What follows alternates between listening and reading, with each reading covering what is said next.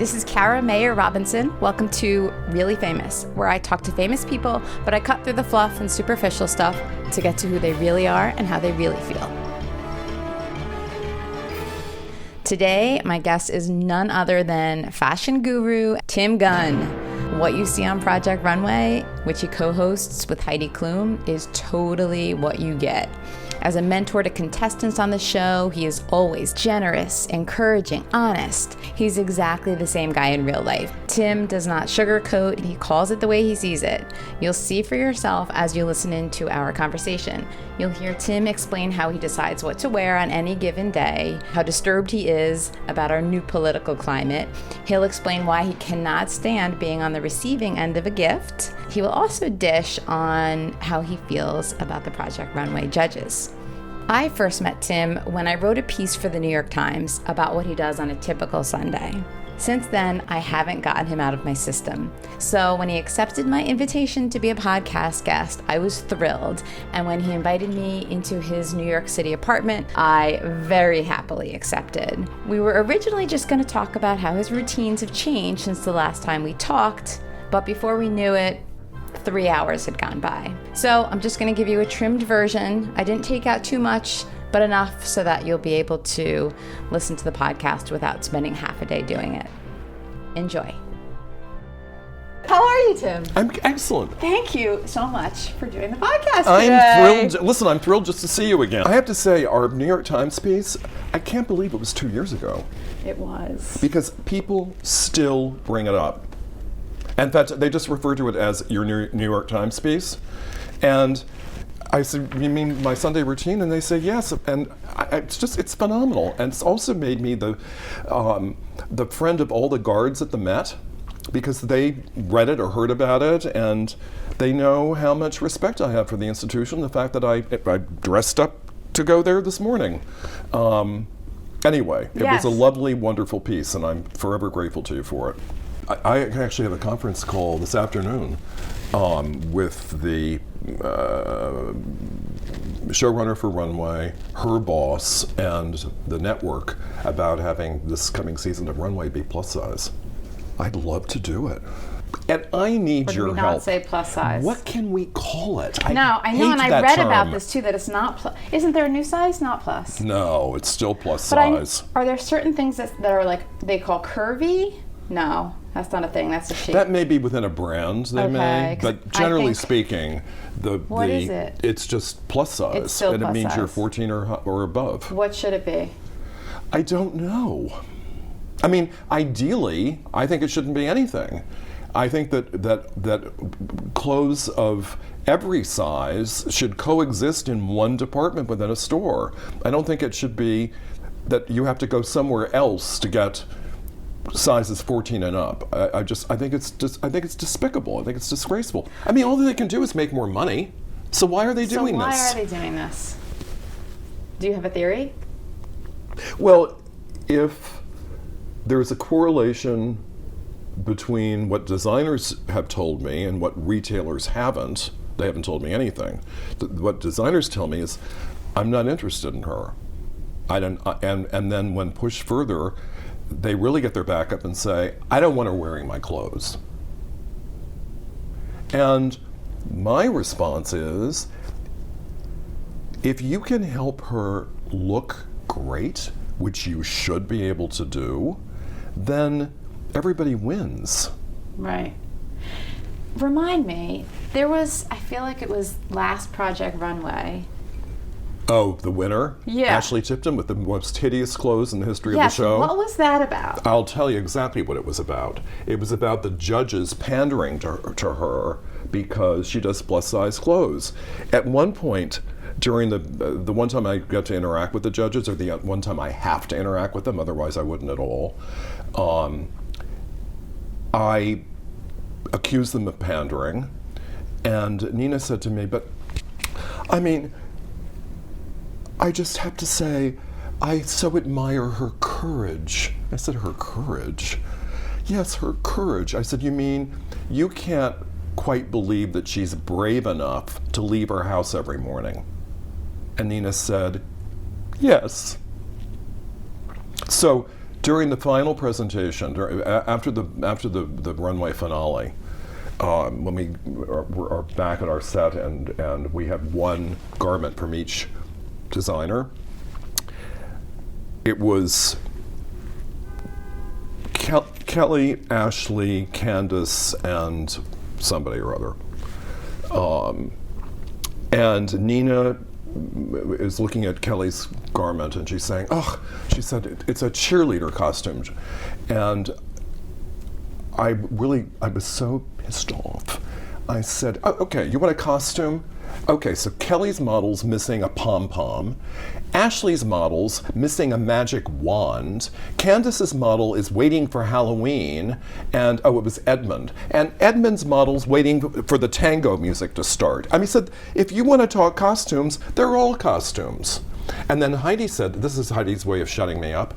Heidi said to me about Ashley's look, well, I'd wear it. And I said, you would not wear it. She said, I would wear it. I said, where? To Disney's version of Comic-Con with your kids? But then, that was before she wore Big Bird to the Emmys. And I called our showrunner and I said, oh my God, when Heidi said she would wear Ashley's dress, she was serious. Anyway, but those clothes were horrible. They were horrible, and I was surprised, I remember, and then I was thinking, well, they must have intentionally wanted her to win to make a statement. Everyone else, the producers and I, quite frankly, wanted Kelly to win. And I had a big standoff with the judges about, we need to send a message about how these clothes can be good. These clothes are not good. These bare midriffs, these overscale, frou-frou-y, tutu, ball gown skirts. I mean, so this is ridiculous. Who would wear these clothes? And Ashley may wear them, but for someone who's so shy and retiring and paranoid and fearful of everyone, she walks around like a float in a parade. All right, so let's get on track. Okay, let's dive in. So talk about my new routine. At age 62, I took up fencing. Fencing? On guard. It seemed like a really interesting sport, and I need something physical. I never dreamed I was going to become an addict. I have 5 fencing engagements a week. 5. So talk about my new routine. So when you say engagement, what is that? Three of them are lessons, and 2 of them are with an Olympic fitness trainer by the name of Scott Weiss, who's really a physical therapist, but he's helping me get stronger. And I mean, I'm 63. Not that that's old, but I've never felt more fit in my entire life, ever. Really? I mean, it's phenomenal. So what is it? Is it cardio? Is it hitting certain muscle groups? You mean with the fitness training? With the fencing. Oh, with the fencing. Oh my God. It is an incredibly daunting workout for the body and for the brain. It's like chess. You don't just flail about, and I fence saber. It's either epee, foil, or saber, and we saber people are snobs. You don't rush the blade at anyone. You keep it in a particular parry point, and they come to you. And if it's positioned properly, they're not going to be able to hit you. I mean, trust me, after 14 months, plus a 5-month hiatus for Runway, and that's not going to happen again. I'm not giving up 5 months of this. And I'm just now back to where I was before we started taping. That's not true. I'm a bit better. But it's absolutely, it's riveting. I mean, it is such a high. I feel so on fire. I love every second of it. I know. I mean, it really has changed my life. That's incredible. So it's what, an hour or something? Yeah. And then you come home and you feel good and you're golden. And when you're in a bout, and I've only had 3 bouts, but I will start bouting again soon. Your heart's pumping at 180 beats a minute. I mean, you're really, talk about cardio. That's high. Yeah. So it's also mentally challenging, not just physically. Absolutely, and that frankly is part of what I love so much, because I have a whole history of Alzheimer's in my family. In fact, when my father was my age, he'd already been in a nursing home for 3 years. Really? From Alzheimer's? Died at 67. And his mother died a year before I was born in a mental hospital at age 67. How does that feel? Well, my sister and I often ask each other whether we should be tested, and my response is, to what end? Also, I don't think there's a test, is there? Well, supposedly there are indicators. Indicators. Yeah. But anyway, I'm not worried about it now. You're not. I have fencing. All right, so let's go back to the beginning. Yes. Let's go back to the beginning of your day. We're talking about any old day. This doesn't have to be any particular day of the week, and knowing that, of course, every day is not the same. Yes. So you're waking up, and what time is it? It is between 6 and 6:45. If I'm feeling like a slug a bed, it'll be 6:45. I get up, I throw water on my face, I leave the bathroom, go back into the bedroom, and make the bed. Every single day. It's the first thing that I do after just splashing water on myself. And it helps me feel in charge, and I feel that things are orderly. And I mean, I have to tell you, when I go to bed at night, everything is where it should be. The dishes are already dried, the dish towel has been folded, because this is going to sound terrible, and I hope it's interpreted as being funny instead. What if I die in my sleep? I want everything to be in order. You're thinking just in case. Just in case. I do the same thing when I leave the apartment to go to the grocery store or go for a walk. What if I'm hit by a truck? Never do you let that slip. You won't go to sleep if there's a mug in the, let's say, or a wine glass in the sink. I can't do it. I've been hosting Thanksgiving since my mother died, so my niece stays here, and my sister and brother-in-law and nephew stay in a hotel. But it's Thanksgiving's a big mess, and it drives me crazy to think that there's all this stuff around, and there usually is. It's the one night of the year when I don't go to bed with everything all spick and span and tidy. Then I shave and brush my teeth and floss and shower. You had told me once that you used to do sit-ups in your bed. Well, now that I'm fencing, I'm not doing those sit-ups anymore. That was controversial, right? People had some thoughts about that after they heard you talking about it. And actually, now that I'm working with a fitness trainer, I realize how bad for your back doing sit-ups in bed can actually be. Okay, so it's stopped. It's not good. I stopped doing it. As soon as the trainer said, no good? Well, actually, I stopped. Well, I began working with the trainer about a month into my fencing lessons because my coach, Tim Morehouse, said, we need to make your body stronger. And it's not going to happen during these lessons. Yes, there'll be some progress, but you really need to strengthen your legs. You need to work on balance and just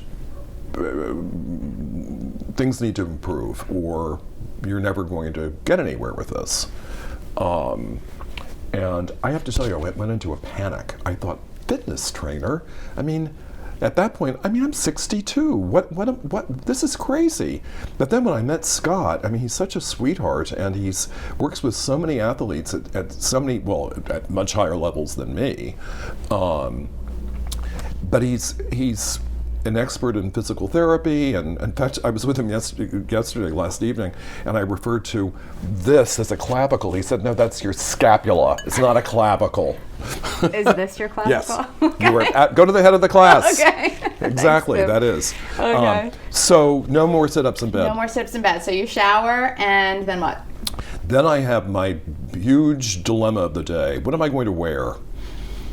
Of course. So you don't think about it until you're out of the shower. I don't. And how do you decide what you're going to wear? Well, I think about what the day will consist of, whether I'm going to leave the apartment and not return until the evening, whether I'm leaving and coming back, and what is the highest level of engagement I'm going to have that day, and how should I be dressed for it.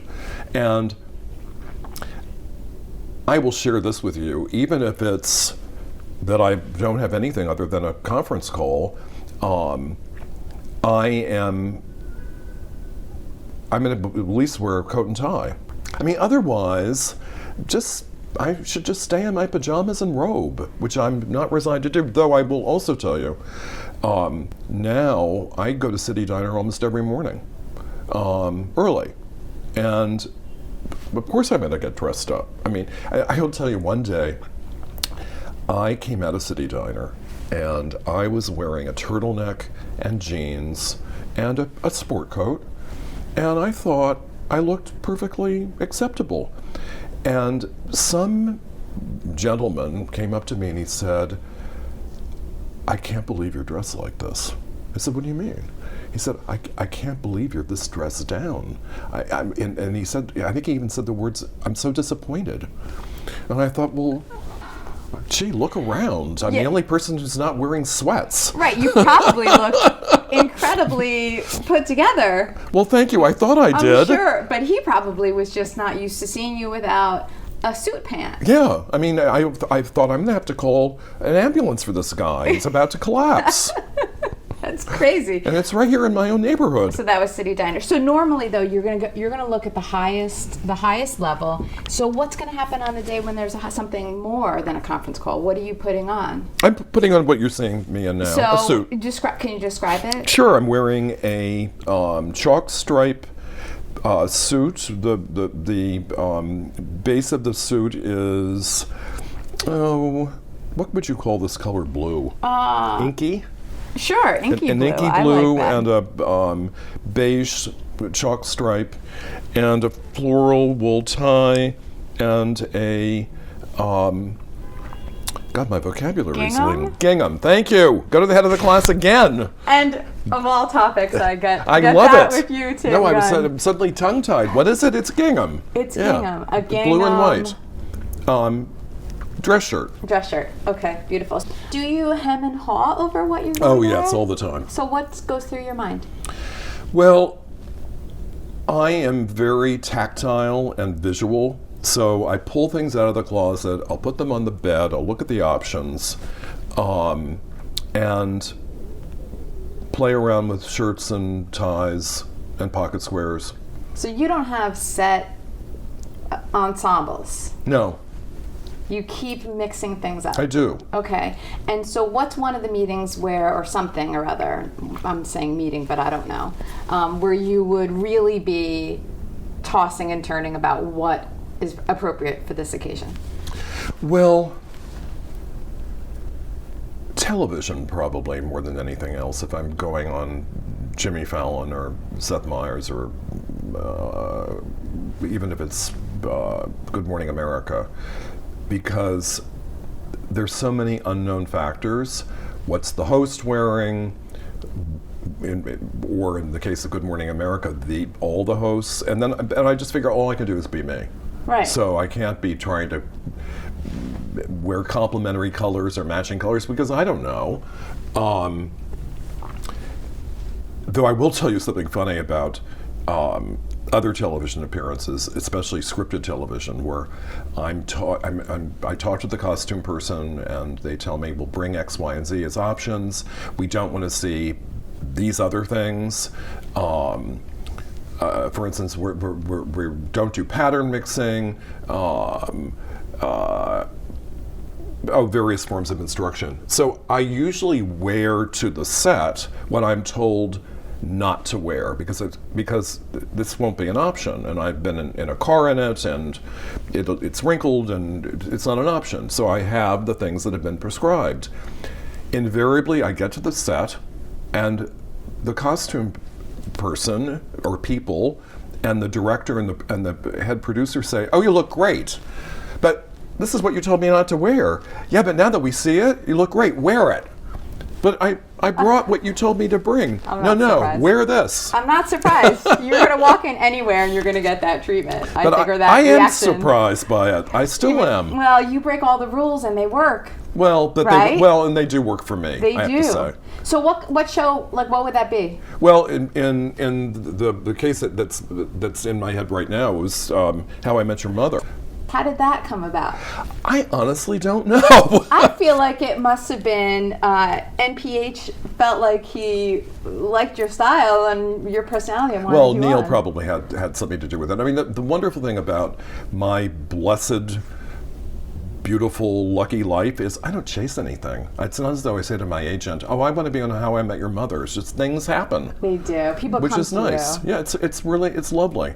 But it says something about who you are. Specifically, it was the episode with the poker playing, getting ready for The wedding, and that was the look that I wore. And they said, I mean, it did break all the rules. So, all right. So you're hemming and hawing. What should I wear? You figure something out, and then what? Do you go out to City Diner at that I point? do. And Yeah. you order your usual? I order my usual, and I read my New York Times on my iPad. I now have a digital subscription. I'm no longer getting the actual paper. And I love that. And of course, right now I'm absorbed in all the same news everyone else is. And there's so much of it. It just doesn't stop. Well, I used to enjoy just going through all the top stories, the opinion page, and then get to the arts and fashion and style. I never get to the arts and fashion and style anymore. I'm still stuck in top stories and opinion. Well, thank God for the opinion pages in the New York Times, because at least it makes me feel as though there's some corroboration for my own feelings about the craziness of all this. But it's just so disturbing that we have a president who's acting like an autocrat and a Congress that's enabling him to act like an autocrat. This has to stop. It just has to stop. What do you think will happen? I think there will be an impeachment. I think there has to be an intervention. That we can't sustain this. It can't go on. I mean, this is insane. Can it sustain itself? It can't possibly. Well, we as citizens of this great nation can't sustain it. I mean, I can't. I mean, as recently as yesterday morning, I thought, I don't think I'm ever reading the New York Times again. I'm never turning on the television news. I'm just staying away from it. I thought, well, that's irresponsible. We each have a responsibility to know what's going on, but it's just right. There have been awful. times for me where I have decided to myself, I can't read this stuff anymore because it's upsetting and And how long does it last? A day? No, it'll last a little longer, but Really? I'll still just kind of graze over everything just so that I don't miss anything important. Okay. But then So you I'll read the start headlines. again. I'll read the headlines. Okay. I can't skip them entirely. All right. Actually, I like that. I like your process. But the only thing I will say about all this, both of us feeling so unsettled and so many other people, millions feeling so unsettled, at least we still feel unsettled. I worry about the day when we think, what's the matter? I feel like I don't see that. I don't see Good. that happening. And I know that that's right. Everybody's trying to fight that. This is not normal. This is not okay. We can't let that happen. At least so far, it doesn't seem like that. Well, There's a threat of that. Have I ever shared with you my theory about the monkey house at the zoo? No. When we first walk into the monkey house, what do? We shriek, "This place stinks." And after 20 minutes, you think, it doesn't smell so bad. And after 40 minutes, you think, what smell? That anyone new walking into the monkey house shrieks, "This place stinks." I mean, that's my theory about how leggings as pants happened. Truly. This It is more than a stinks. smell. It Oh, yeah. stinks. Oh, but well, it's so much more. we know we won't get used to it. That's why I'm Right. glad to wake up every morning and say, this place stinks. Yeah. And I have a theory about it too. I feel as though no matter what side you're on, what you think about this, I think that he's bringing out the worst in everyone. I agree. I totally agree. All right, so let's move off of Trump for a minute and move back to your day. So we were at breakfast, and then you're reading the paper Reading the New York digitally. Times. And then what? Then I will go shop for dinner. I don't eat lunch. If I have it's either breakfast or lunch. I'd rather have breakfast because I just like it better. So I shop for dinner and get things generally at Barzini's, which is right next to City Diner. So I shop every day for dinner. Bring things home, unpack them, put them where they need to be, and that's when I generally, if I'm not going out to some meeting, or other engagement, that's when I sit down and look at my email. I don't look at it until after that's behind me. And at this point, because I do get up fairly early, it's probably 9:30. So it's not as though it's late. Right, that's the beginning of the day for a lot of people anyway. So you're getting to your email and you're checking, are you good at email? No. Well, that's not true. I'm an ostrich. I can bury my head on certain things and not even open them. But I don't delete them, they're just there. And it usually is something that's going to give me some anxiety. And I'm diligent about things that I need to respond to. Okay, so what are those things that you let just hang out that give you anxiety? Someone who has my email because I gave it to them, but I really shouldn't have, who wants something, and I'm annoyed with myself that I'm yet to figure out how to say to someone, I'm not going to have time for this. In an email, so it's no, not well, the no, problem. Actually in person, before I give them the email address. Well, Tim, let's get a response for you. Let's figure something out. What do you think? Okay, so... Wait till I tell you that I still have Christmas presents that I haven't opened. You do? From whom? Lots of people. Like? My sister and her family. It's a rather large box. Tim, this is really interesting, actually. So you haven't opened them since Christmas? Only from your sister and family? No, some friends too. I don't like gifts. I don't like surprises. I have unopened Christmas presents going back several years. Has anyone asked you about them? Yes, in the form of, did you love the such and such? And all I can say is yes. And I'm so sorry I didn't get back to you about it. Okay. So these things really warrant thank you notes, but I don't know what to thank them for. I guess I could just say thank you for I can't just say thank you for the gift. Maybe it's something. Well, the really scary thing, this hasn't happened in the last few years, but it happened, I don't know, 6 or 7 years ago. It was something perishable, but I didn't know it, and I put it on top of my refrigerator. This is when I was at London Terrace. I can't put anything on the top of the refrigerator here. And after about, I guess it was spring, early summer, there was this strange odor. Then I realized that this perishable item in this quasi hat box on top of my refrigerator had eaten through the paint on the top of the refrigerator. Oh yes. That's serious business. If only I'd opened it, I would have known. What was it? Do you still not know? It was some bourbon, booze-laden, fruitcakey thing. All right, Tim, so where are these gifts? Do you keep them put somewhere? They're in closets and That's all stressful, over. They're because they're sitting there. It's not like they're not there anymore, so they're giving you a constant reminder. I'm having a bit of a quasi... it's not quasi. I'm having a passive-aggressive standoff with my sister of sorts. She calls occasionally and asks me to call her back, and I don't. This has been going on since basically since our mother died, which has been quite a number of years. Though I still host Thanksgiving, and she comes. My sister and her family come. What was I going to say? Well, so you're passive. You're being passive I've been aggressive. passive aggressive about it. What's going on? My point was that as recently as 2 days ago, I considered just rewrapping this box and returning it to her. Then I thought, is that worse than not doing anything? I don't know. I really don't want to know what's inside. If I could snap my fingers and have it go away, I would. What do you think it may be? What are you afraid of? Things that will stimulate more guilt in me.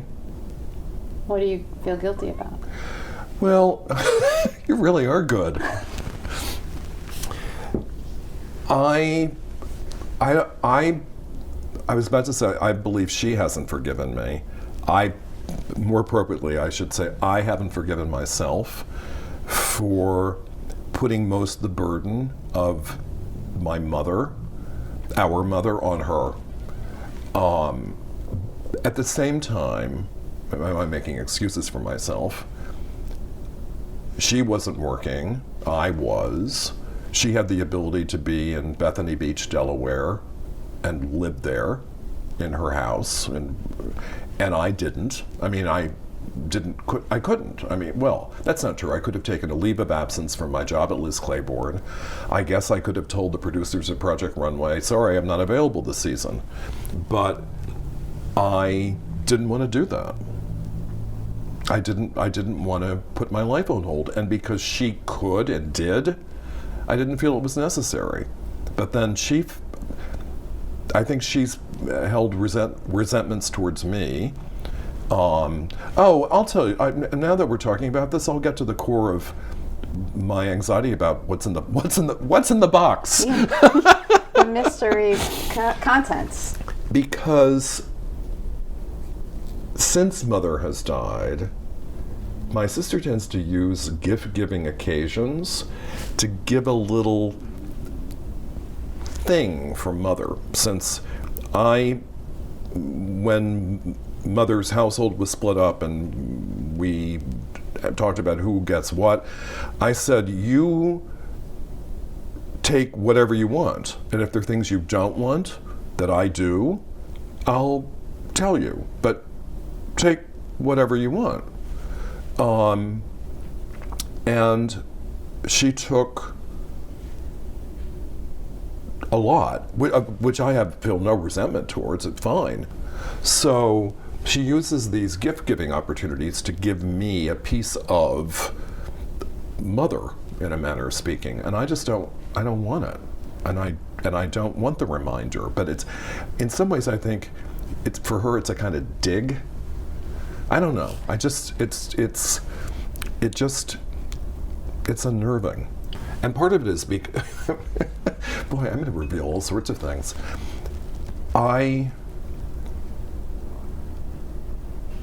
I'm always afraid to go to a place where I get really just furiously angry, because I have a terrible temper, and I can just say things that it's almost as though I have no control over it, and I can't believe I'm saying these horrible things, so I don't go there. And I lose my temper like that maybe once every 4 or 5 years. So that's infrequent. Oh yeah. But it must be a big. It's big. Blast. It's what I'd say about my general disposition, that I'm extremely, incredibly flexible, and I will bend and bend and bend and bend until I snap. When's the last time you snapped? Was this with your sister or some other time? When was the last time I snapped? Oh, I know. It was season 14 of Project Runway. Our designers Swapno, yeah. That was the last time. In fact, it shocked everybody. The control room, the designers, the crew on the set, everybody, because they've never seen it, ever. And even taking his client by the arm and saying, "We're leaving." I remember that because moment. I didn't know how much they'd actually use in the show, but I thought, I've got to get away from him because I'm about to hurl myself onto him and strangle him. So that's the last time that you really let your anger spill over. So you're afraid that will happen with your sister now? Well, or I her can't family. Get angry at her. I mean, she doesn't deserve it. I mean, if anything, I'm angry at me. But what do I do with that? Self-flagellation? I mean, I do enough of it metaphorically. I feel I'm not a good brother. I'm certainly not a good uncle to my nephew. I don't think I'm a particularly good friend. And I feel I mean, reflecting upon it, one of the comments that has been made to me with a good deal of frequency, which I have seriously objected to and pushed back about, is probably quite, in fact, it's probably because it hit a nerve, and it's what has been said is quite true, and it has to do with the fact that I'm single. And people have said, you need a relationship, you need someone in your life who's important, and it's selfish of you not to do this. And I'm thinking, well, I don't know that it's selfish, but I do believe I'm probably a very selfish person. Who has told you this? Co-workers, friends, even strangers who've read about the fact that I've been monogamous, not monogamous, I've been without for decades. And I mean, on the other hand, and maybe this is at the core of my selfishness, I feel perfectly fulfilled. Do I feel as though there's something absent from my life? No. And relationships take time. I don't have any time. Well, I don't have time I want to give up. I mean, that's the selfish part. Okay. So it's time that you like to have to yourself. Or for something else, but not for a relationship. Yeah. If it's just so time. What's wrong with that? Well, personally, I don't think there's anything wrong with it. So why would you feel bad about it then? Well, because it goes back to the gifts and the emails that I avoid, and that I don't want to deal with it. I don't want to deal. When I was still at Parsons, when I was chair of the fashion program, my office had a bathroom, a full bathroom with a tub. And I used to take these gifts, even things that I would receive at my apartment, I'd bring them to the office and I'd put everything in the tub. And once a year, I'd gather the core administration of the Department of Fashion Design together. And this was the idea of my assistant chair, Marcia. Get everyone together, and we'd have gifts. But put all the gifts in the middle of my desk, and people would just open and take whatever they wanted. But the embarrassing thing was, invariably, there were several unopened gifts from someone in that room.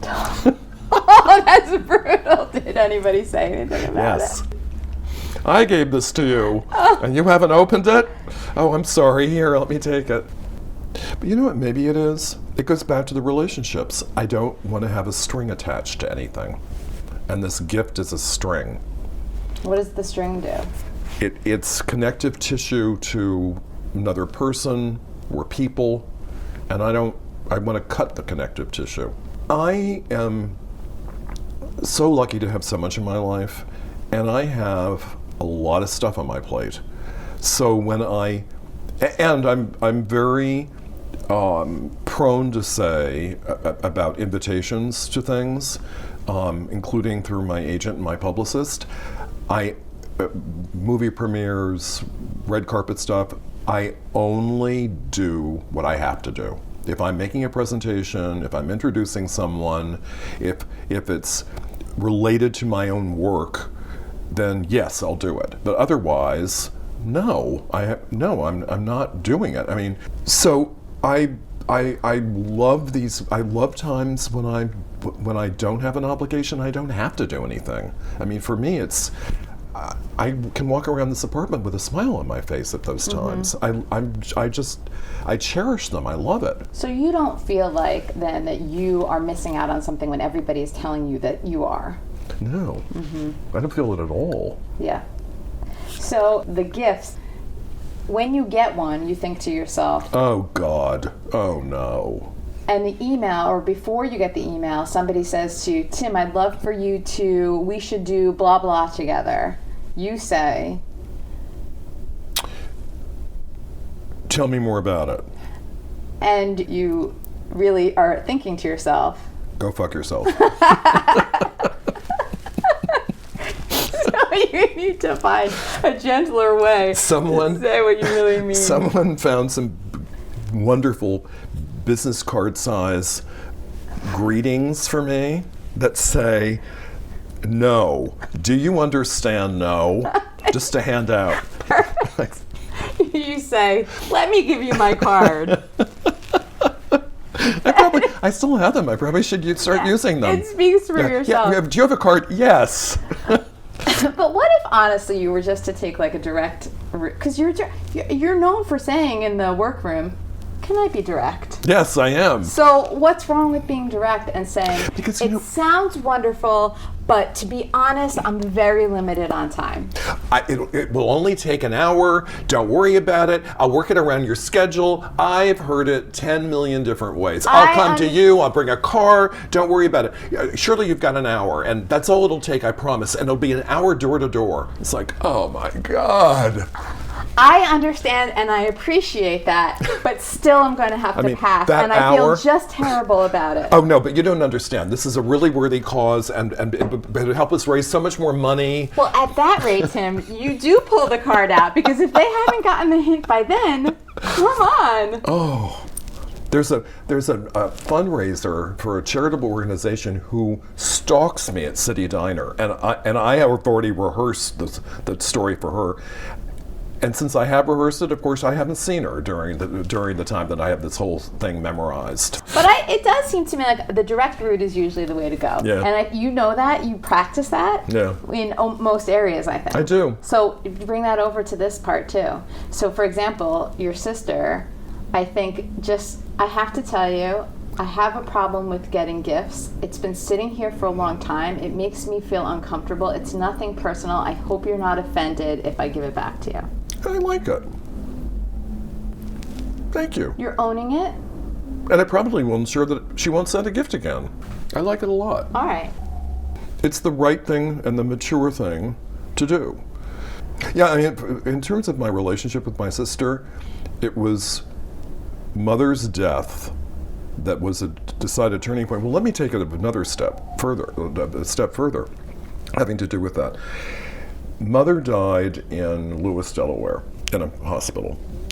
And the hospital called me in my office at Liz Claiborne that day to say, your mother's not capable of speaking. She's hooked up to oxygen, but it may benefit her to hear your voice.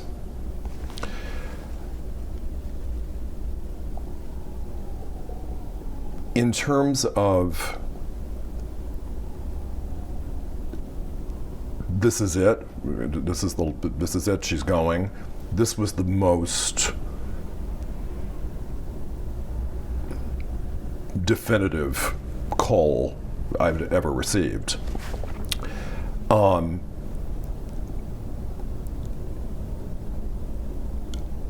So I got on the phone.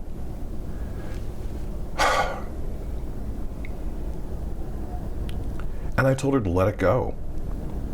In loving way, just, Mother, I love you, and just relax, just let it go. And what I didn't know, but found out from my very angry sister after Mother had passed, was that she was in a car driving, they then lived in Ohio, driving from Ohio to Lewis, Delaware, saying to Mother, calling the nurses station and having them put Mother, hook her up to Mother so Mother could hear her, saying, just hold on, don't let anything happen, hold on until I get there. And I'm on the phone saying, let it go. So my sister went ballistic because, in fact, Mother had gone before she got there. Well, I think it's time to end the gifts. Yeah, your proposal is excellent. Yeah. I appreciate it. And I think also that you can also end the emails. Yeah. You always have to send somebody to the workroom. And you don't like to, Tim, but you do it. Project Runway musical chairs. But you do it every week. do it. Of course, they don't come back and say, but Tim, it's only going to take an hour for me to prove to you that I can... yes, they do. What? It's cut out, but yes, Seriously? it happens. What? You mean when they're being eliminated, they try to reverse it? They don't do it with me, they do it with the judges. What do they do? Well, you should have seen what happened in the workroom, and this wouldn't have happened, and mine's not the worst, but there are moments of sheer desperation. Oh, so they don't just listen to Heidi say, And sorry, you're passively out? go away. Yeah. Most of the time, but there are a few. Okay, so shall we wiggle our way back to your day? Where were we? Email. Right, and so when there's something pressing, you are good about email. Oh, you yeah. do it. And other things you avoid. I mean, it goes back to what I said earlier about only wanting to do what I have to do and not what I may want to do or what other people want me to do. So the emails I respond to are from my agent, that right away. Agent, publicist, business manager, anyone Project Runway related, with the exception of the designers. I have to say, I can be an ostrich. So the designers keep in touch with you afterwards? And I love the fact that they do, but there are a lot of them. I mean, how many seasons times how many designers? Yeah, I mean, we have about 200 alumni. So do you give them all your email? Yeah. And some are more respectful of my time than others. I can reach a point where I just turn off completely. It's like, I'm not responding to you. You are an opportunist who only wants what you want, and then I give you what you want, and you don't even acknowledge it. So, bye-bye. So you just kind of drop them then? You ghost them, as they would say. Somebody from Runway who's emailing you is probably going to be a producer or some in which case I figure we need to attend to this right away. Right, and you don't talk to the judges, you don't talk to... Never. In fact, I stopped following them on Facebook. Why? Because I just don't like seeing their preenings. I don't want to see them getting out of a limousine, and I just there's something highfalutin and rather pretentious about it all that bugs the living daylights out of me. When you say it all, what do you mean? Well, I don't know whether I've ever publicly talked about this. I just have this antipathy for the judges. I can't stand being in the same room with them. I can't stand it.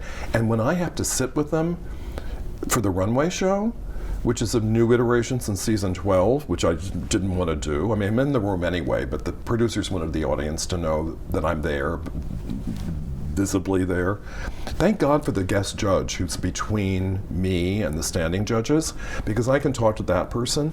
But then during the runway show, this is their opportunity to look at the work because they're making judgments. I'm not, but I'm rapt. I'm staring at it. I'm looking at everything going up and down. They're talking to each other. And I just want to say, get with it, people. And for me, because I already know the close, but I don't. I mean, I know the close, and I remind the designers of this all the time. I said, when you and I are looking at this work, it's static. It's on a dress form, it's laid out on a cutting table, it's not moving, it's not on a model, and I would love nothing more than to be there for the model fittings, but we can't do that because there's just not time.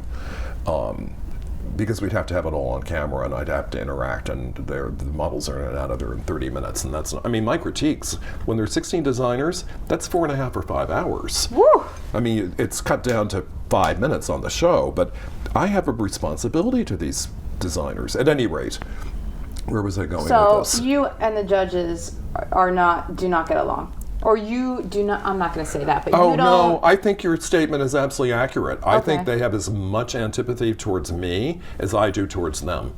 Because I call them out on stuff all the time. Michael Kors left us after season 10. So 10 years is enough of a commitment. I need to move on.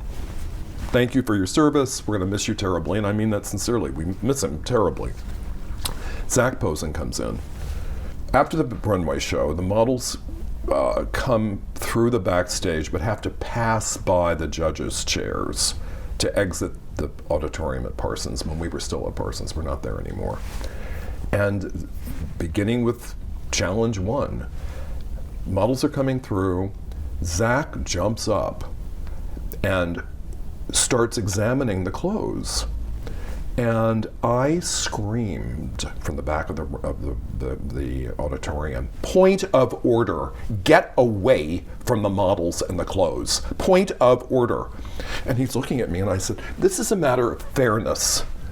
And this is going to inform your decisions, and it's simply not fair. And he said, well, if I look at all the models, at all the clothes on all the models, and it's fair. I said, no, it's not fair, because the designers don't know this. And because this is not a beat in the show, it's not on camera, but it's informing the decisions. Get away from the clothes.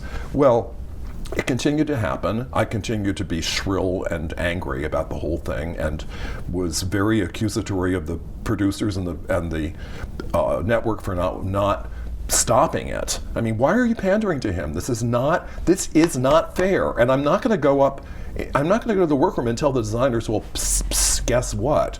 I can't even whisper in their ears about it, because it may become a talking point that we're not showing, because the cameras have shut down. So there's always a post-mortem at the end of every season. So at the end of season 11, Zach's first, there was a post-mortem just with me and the showrunner, Sarah.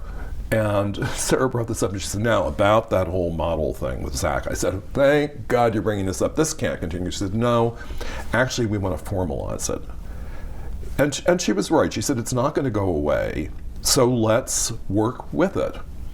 So, but it was decided it couldn't be all the models, so it would be the top three and the bottom three.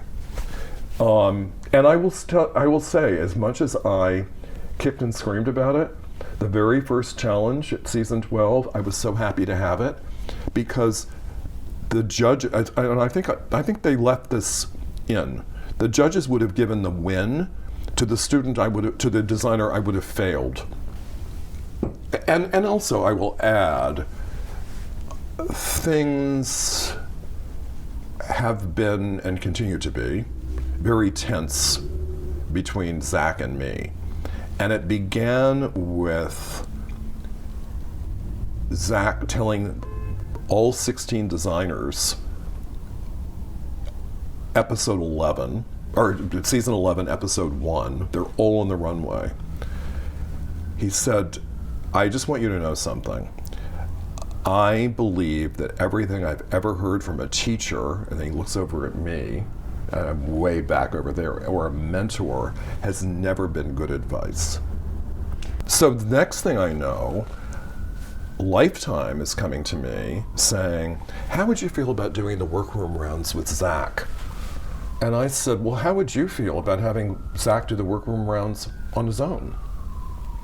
And I said, what do you mean? I said, if Zach Posen is going to be doing workroom rounds, then is he still a judge?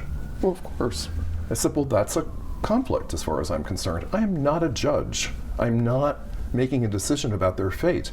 I said, I don't even like it when Heidi comes into the workroom for her challenge and gives them feedback and advice, because it can be retribution. You didn't do what I told you to do, therefore you're going. And I said, I can't do that. And I don't do it. So I know he's been discrediting me, and I know that he feels he knows best, and I'll repeat, if you want him to do it, I'm more than happy to walk away from this entire thing. But it's, for me, I said it's all or nothing. Well, and the last time I had a contract renewal, my lawyer put this in the contract, that specifically that he will not ever appear in the workroom or Tim walks. I mean, I have great respect for Zach's point of view as a designer, but I will say this very matter-of-factly. It's not innovative. It's not creative. I mean, he owes his career to Charles James, basically. And I would never, I shouldn't say that. I may end up saying it this season to him when he's talking about how, I just don't understand this. I don't see anything creative happening. Well, guess what? When I see your clothes on the red carpet, I don't either. You have that line prepared. Well, I do, but it's too childish. It's too immature. I'm not going to use it. But that's what you're thinking. All the time. So you don't like Zach as a person? I can't stand him. He's constantly making these jokes that aren't funny, and then he looks right at the camera and he's smiling, and it's just gross. So it really changed, it sounds like, when he came on board and Michael left. What about, I know you told me last time we talked that you weren't a big fan of Isaac Mizrahi. Oh, I'll take Zach over Isaac any day. Isaac is Trumpian. He is so filled with ego that he's the Messiah. And we should all be so lucky and privileged just to be in his great presence. And how about Nina? Do you get along with her? Not so much, right? Well, no disrespect. It's not my thing. I don't like hearing about her Hamptons weekend and about how we went to such and such, but they couldn't give us the table that we usually have. And I just thought, do we just go home? It's that kind of thing. So you hear her talking like that? Yeah. Okay, on set or whatever. And Heidi, though? I do love Heidi, though in the last 2 years, her fashion taste, publicly, at least on the red carpet, has been so wacky. Like with the big bird? Yeah, and I've said several times, she is challenging our credibility as a fashion show by being so ridiculous. And I have even said on Fashion Police, because twice when I've been on Fashion Police, she's received the worst look on the runway. And I have abstained from voting, though, and I've said in both cases, because they were spread out by several months, if Heidi were here, or Tim, what do you think? And all that I can say is, if Heidi were here, she would say that she doesn't want to be boring. But I have a message for Heidi Klum, which is the following. There is a huge fashion playing field between being boring and being a float in a parade. Huge. And I would like her to lead us there. But she seems to be more comfortable being a float in a parade. Oh, interesting. So that's some sort of transformation for her, I guess. And I don't know. She's looking for something, trying to do something. I don't know whether it's middle age setting in. Maybe, because I don't know, but it's wacky. Right. So, and you don't see anybody outside of when you're filming. No, and I will add, and full disclosure, I haven't ever invited the judges here, nor have they ever invited me anywhere. But why don't they like you? I don't interact with them. I don't play with them. They have these ridiculous, stupid photo op things that they do every episode, where they hop around the runway and it's on video and they post it online. And no, I'm not doing it. If I were a different person with a different disposition, perhaps I would have been asserting myself into the. But I have to say, going back to the very beginning of the show, at the very beginning of the show, the first season, I was totally intimidated by the whole thing, so that doesn't count. Let's say by season 3, since I never dreamed we'd have a season 2. By season 3, I just became very, very sensitive to my relationship with the designers and not wanting in any way for them to see me interacting with the judges, because I could possibly be discredited. Like, I'm leaking things, I'm giving them background, because they used to ask for it with some frequency. And I would always say, church and state, church and state, church and state. Right, you have a very clear set of what is okay and what is not okay. Yeah. And before having to sit with them for the runway show and then presenting the models to them, there was absolutely no reason for me to ever interact with them. I didn't. I was fond of saying I would say hello to them when they arrived on the set, and I frequently didn't say goodbye because I was mad. But now that this has been formalized, the designers are sitting there for the runway show, so they know that I don't even get into my chair. I'm on the set, but I don't even get into my chair until we're going, because I don't want to have this awkwardness with them. So everybody sort of accepts it for what it is at this point. And our assistant director on the set, who's basically the stage manager, and our director in the control room, they both know how I feel about them. So Ryan, who's on the set, will say, Tim, you can come in now. And as soon as the show is over, because we cut and have this lunch break, the judges all rush each other, and I quickly make my exit, because I mean, aside from just wanting to and not wanting to interact and engage with them, the designers are all sitting there. So I don't want them to ever think that I'm a mole, because I'm not. So do you get tense thinking about it's time to start filming a new season? Yes. Yes, I do. Well, I will give you more full disclosure. In anticipation of this conference call this afternoon, I put another agenda item other than plus size onto it, which is having a fourth standing judge, someone else, if for no other reason than my own sanity, and someone who could bring more diversity to this. And I suggested a stylist, and more specifically, I suggested June Ambrose, who would be, I think, fabulous. And I said, I will not take up the issue of guest judges. My own view is we don't need any. But I believe the show and the designers would benefit from a fourth standing judge. So let's get into your evenings. Okay, they're really boring. Want to hear about them? Please. All right. It begins at about 6:37.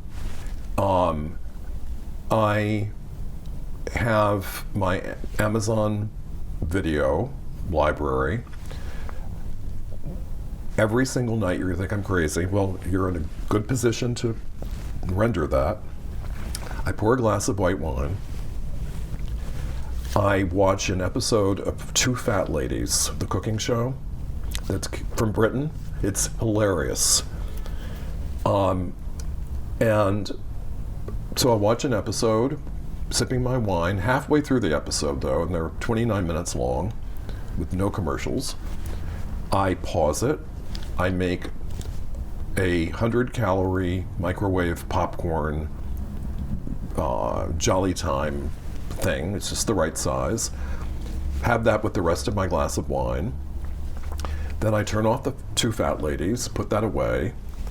I put on, usually I have pasta, put on the pasta, it's boiling away. I'll use just a regular bottled sauce, usually red. Okay, like? Ragu. I come over here, I push these stools out of the way. Near the fireplace? No, I bring them this way. Okay. Yeah. Over there, in what is then a larger space, I lay down a white towel. I bring out a black folding chair, metal folding chair that I keep behind the bathroom door, and I will prepare dinner, get it all ready, put it on a tray that I have on my lap, and I'll sit there and watch television. And I sit in the black metal folding chair because if I sit where either you or I are right now, I'll fall asleep. It's too comfy.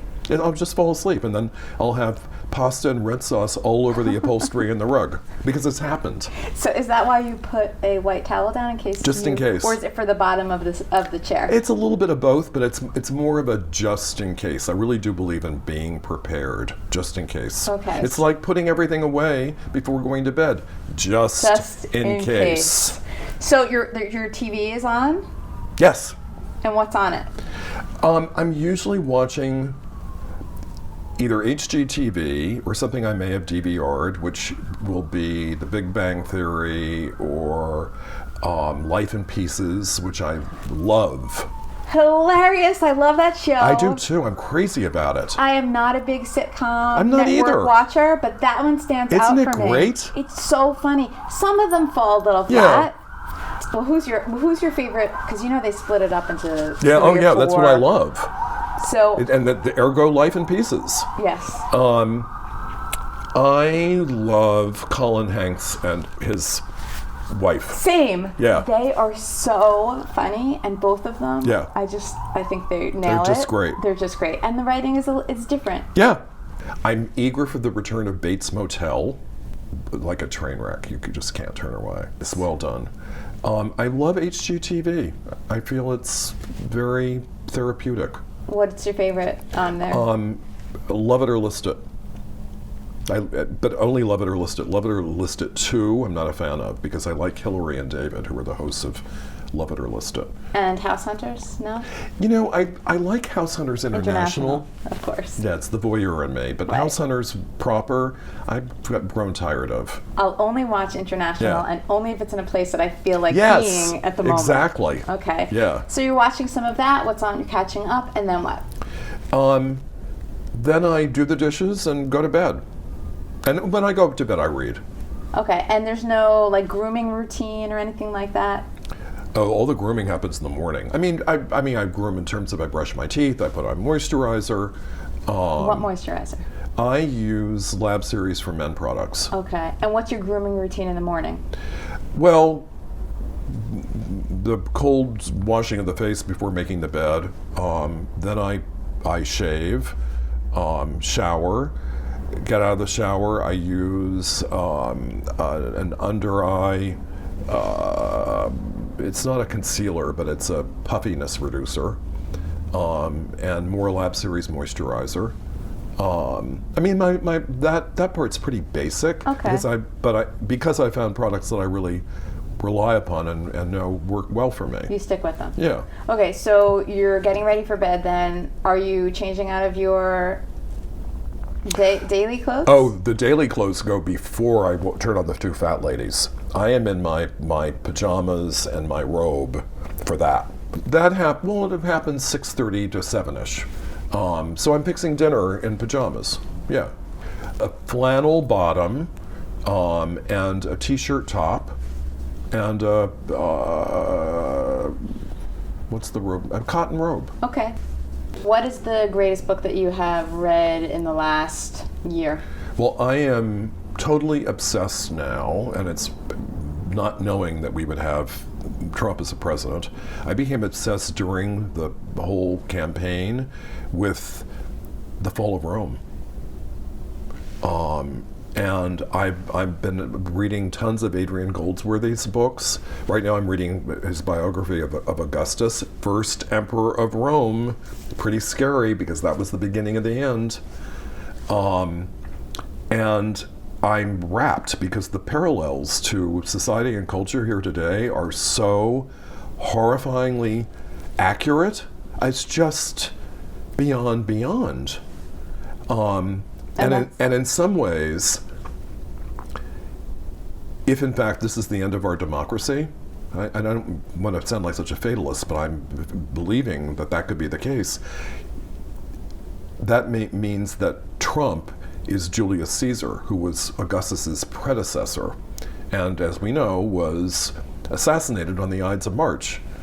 And he started all the groundwork that allowed Augustus to step into this role and declare himself emperor and have the people say, okay. But I'm finding all of this fascinating, but the real catalyst for this interest in ancient Rome was Project Runway Season 13, when we took the designers to Rome. I became so,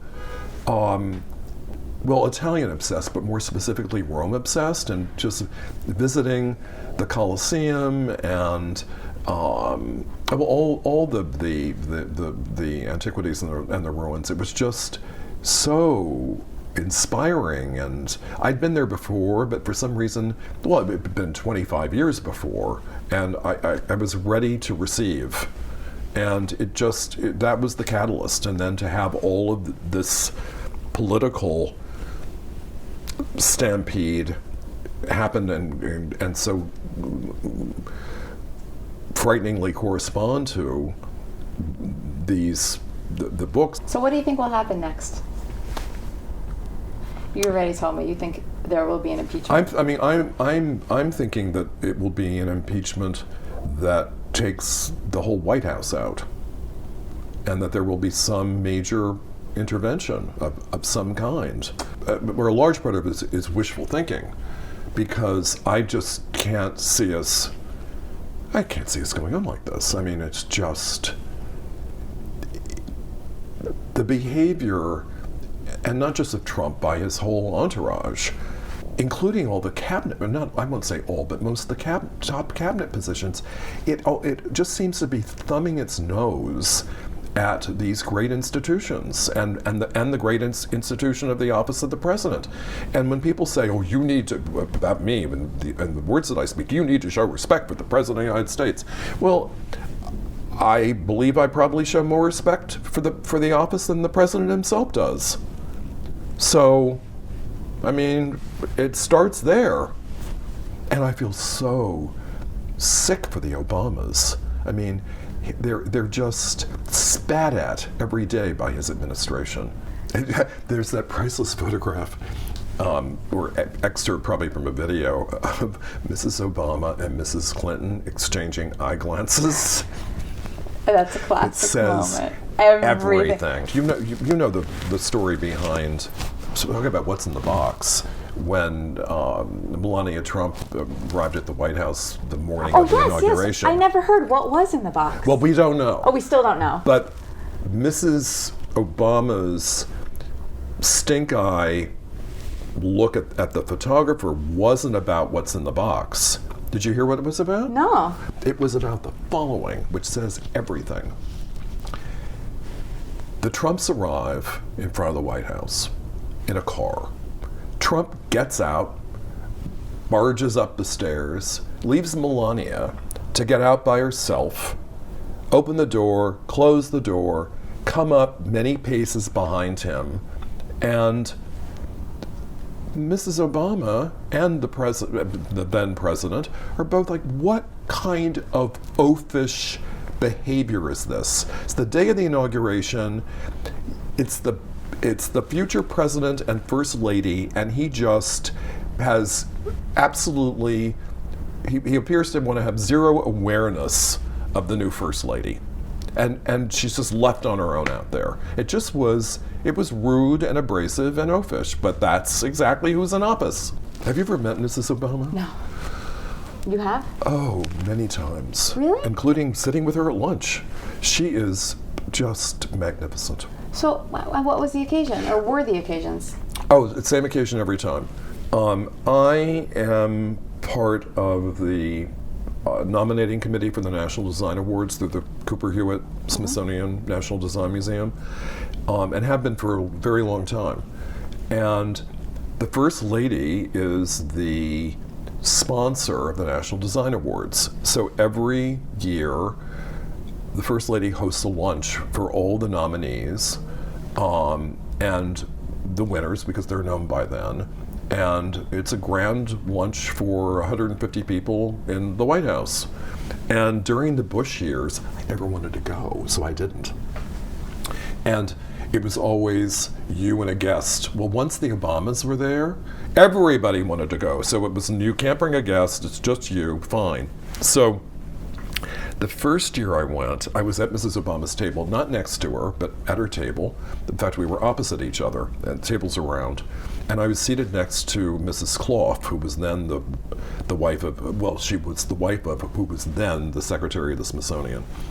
And we got the first course, and Mrs. Clough, with a southern accent, turns to me and she says, "It's so small."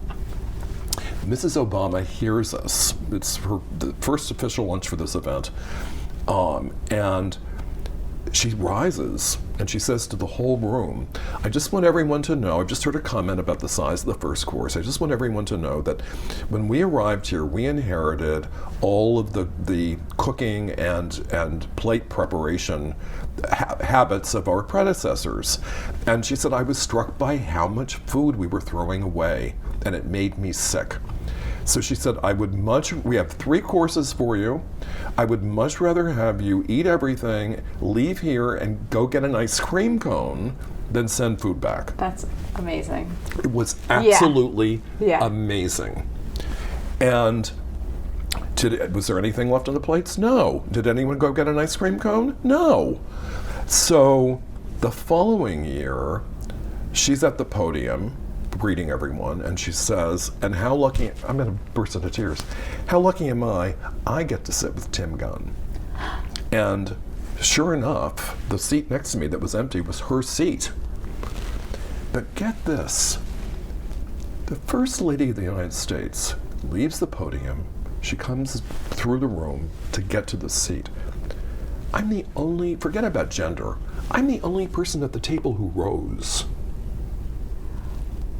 The only one. Wouldn't you think everyone would rise? It's the First Lady of the United States. And I extended my hand to shake hers, and she threw her arms around me and gave me a big hug. Oh. What did it feel like to have her say, I'm so lucky I get to sit next to Tim Gunn? I'm still all aflutter. I mean, I didn't dream she knew who I was. She did, obviously. Well, and the last time I was there, which was, a whole other, this is gossip though. But it's not gossip, it's true. The last time I was there was 2 years ago? Or was it 3? 3. I wasn't at her table. I wouldn't expect to be. These things rotate. But as she was leaving, she told everyone, I'm sorry, I've got to go do a press thing. So we were being served dessert. She comes through the room. She's leaving her table. She comes by mine, and I'm just looking and nodding, and she stops. I stand, of course, and she gives me a huge hug and a kiss. It's the only time she stopped as she went through the whole room. So here's why she stopped hosting the lunch. Do you know Caroline? God, I'm blocking her name. Who is she? She's the director of the Cooper Hewitt. She is, I believe, very well-intentioned, but also egomaniacal and self-serving. At this lunch where I got hugged and kissed, Caroline had rearranged the place cards at the First Lady's table. Yes. Get out of here. Sounds like a family dinner at my Thanksgiving table. So she arranged it so that she was sitting on one side of the First Lady, and Caroline's mother, who shouldn't have been there at all, was seated on the other side of the First Lady. And I don't know what the conversation was like at the table, but evidently that's what turned Mrs. Obama sour to the whole thing. And she stopped hosting it. So I was happy to be there for the first one and the last one. Totally. But Tim, did you give her your email address? No. You should have. That one you would want to respond to right away. You have some stories. A lot. I do. You've really amassed a lot over the years. I have. And this is just the tip of the iceberg. I know it is. I have to ask the question that I always like to ask. Yes. Which is, who exactly is Tim Gunn?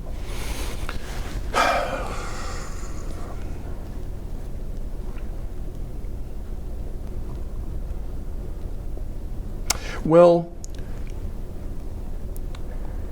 Tim Gunn would give you the shirt off of his back in a heartbeat under any circumstances.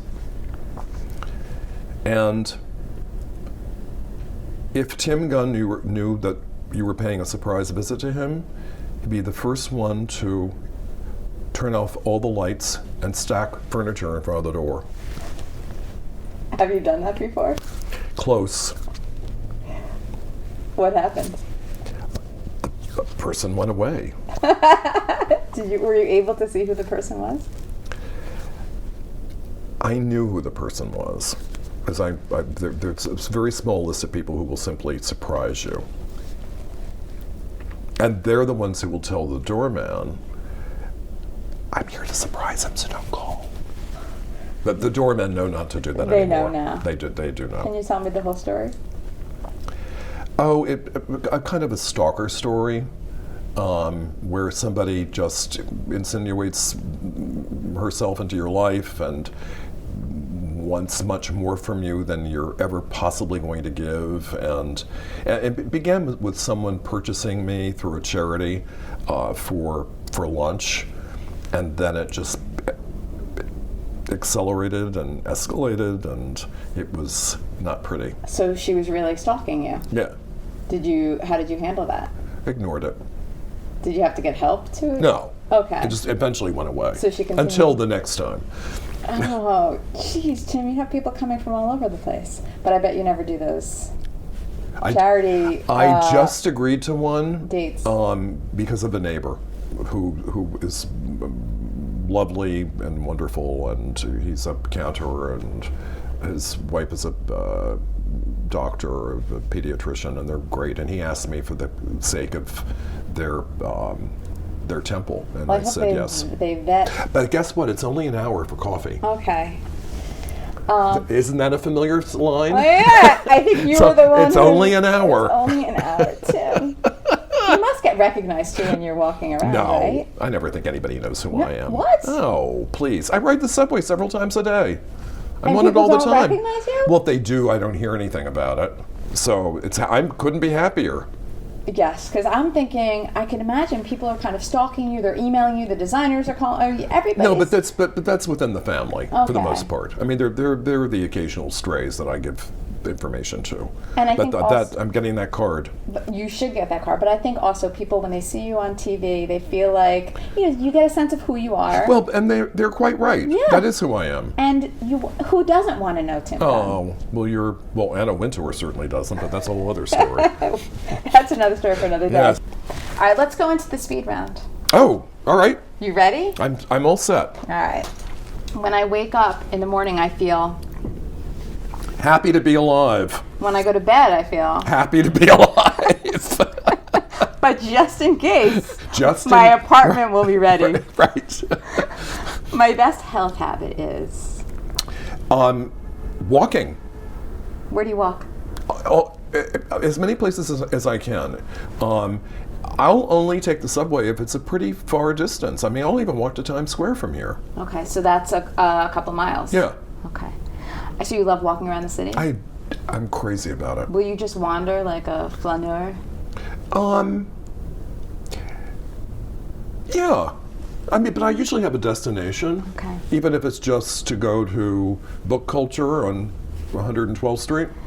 Tim, what do you wear on your feet in the city that can help you walk where you need to go and can get dirty from all the mud puddles?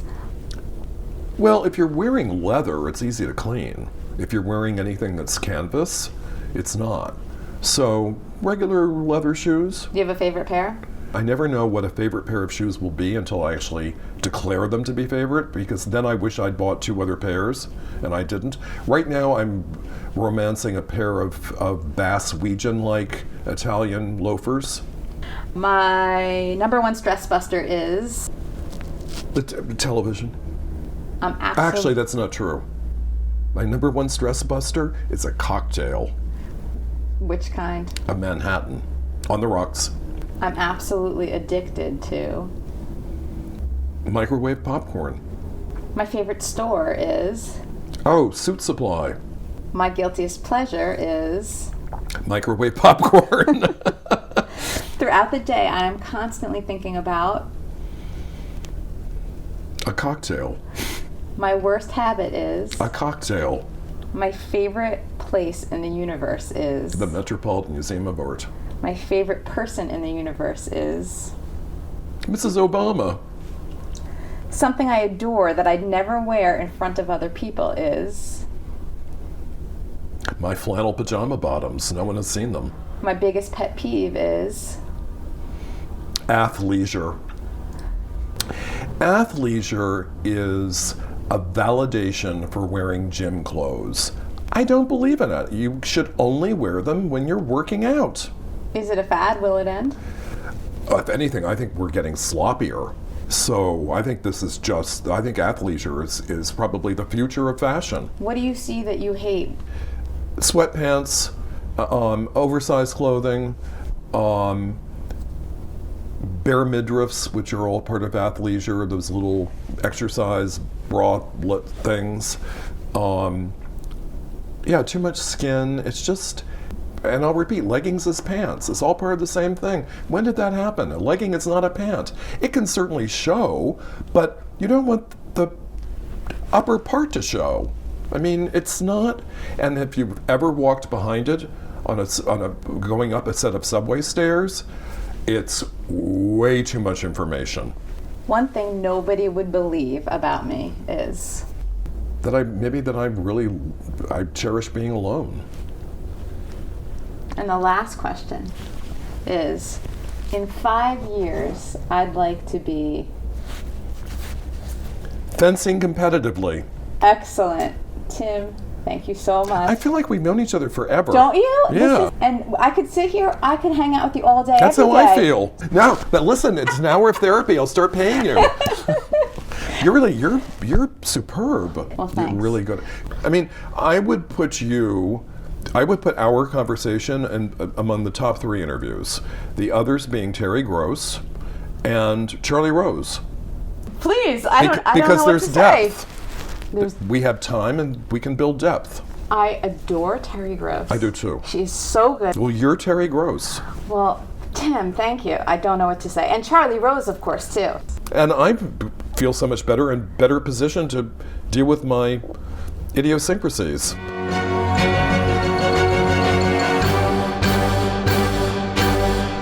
Thanks for listening to Really Famous. Follow me on Instagram and Twitter at Cara121 and check out reallyfamouspodcast.com. You'll find extra pictures, video clips, and factoids about my guests.